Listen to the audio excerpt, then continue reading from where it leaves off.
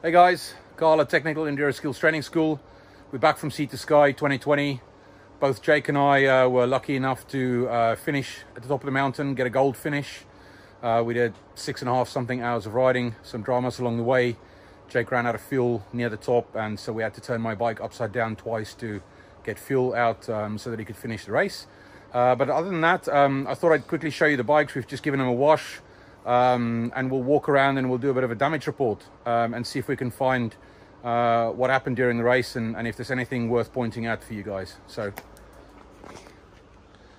here's the bikes. Mine are the 36, Jake is 35. I'm happy to report that it's mostly small cosmetic things.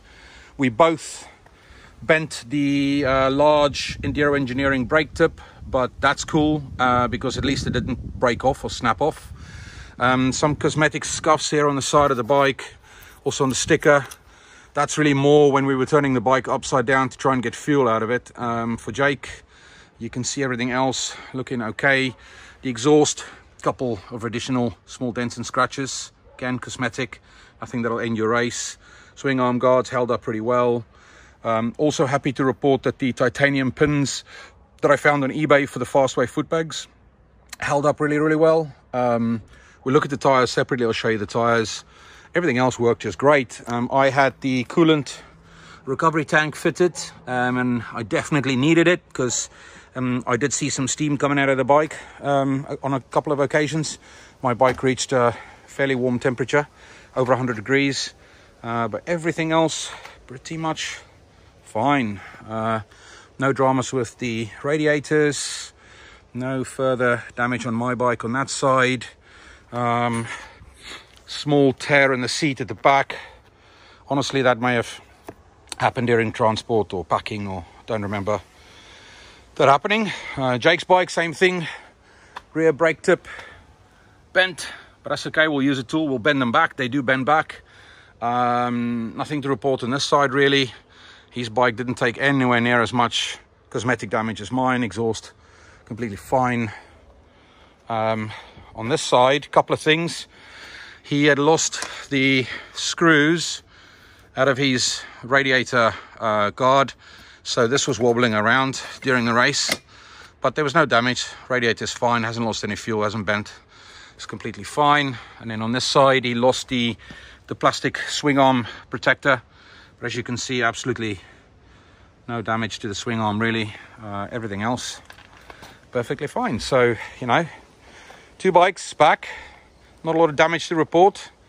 Yeah, all good.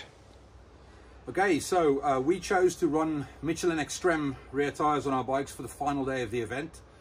You can see this is Jake's tire. There's not much left of it. This is what a new one looks like, or should look like. The event was incredibly hot, incredibly rocky. The stones were very rough and edgy, so I think pretty much everybody that made it to the top of the mountain has got a variation of this sort of a tire. Jake chose to run a slightly firmer mousse in his tire. The reason being is that he's a bit quicker, and so he likes rear end stability.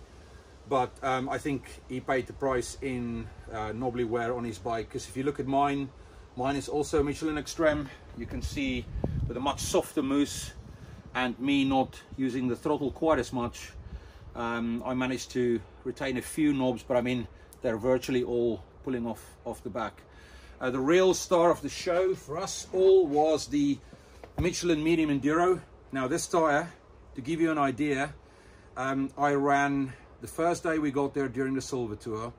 I also ran it the next day on our own little 3-4 hour excursion, some road work involved as well. I did the beach race with it, I did the forest race with it, and I did the sky race with it, and that's still what it looks like. Unbelievable. I mean, the best tire wear of anything. Graham Jarvis, I believe, was one of the only, if not the only pro to choose a Michelin medium tire for the final day, and he won.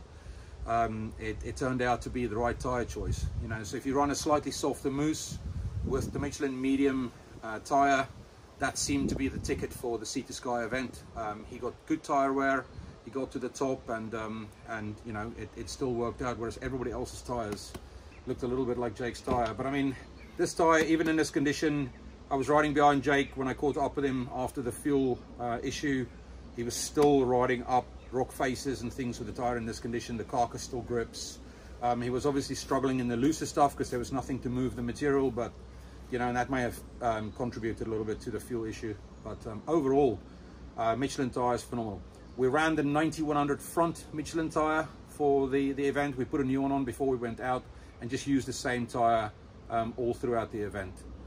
So for the first few days, the Silver Tour, our own excursion, the beach race, the forest race and sky race, we all ran slightly firmer rear mousses, and then for the very last day, most of us except Jake chose really soft mousse, and then in the front we all ran reasonably firm mousses in the 9100 front tires. So yeah, really good. Very impressed with these tires, unbelievable. The Michelin Extreme, I'd say amazing tire for British extreme enduro, shorter events, wet events, 3 to 5 hours. And despite it working phenomenally well at Sea to Sky, you can see me, I mean, I made it top of the mountain with that tire, and there's still some wear left on it. That's the tire I'd be running at any British extreme enduro. And then for any Roof of Africa, Sea to Sky, I'd be going to the Michelin medium with a slightly softer mousse. So yeah, very good.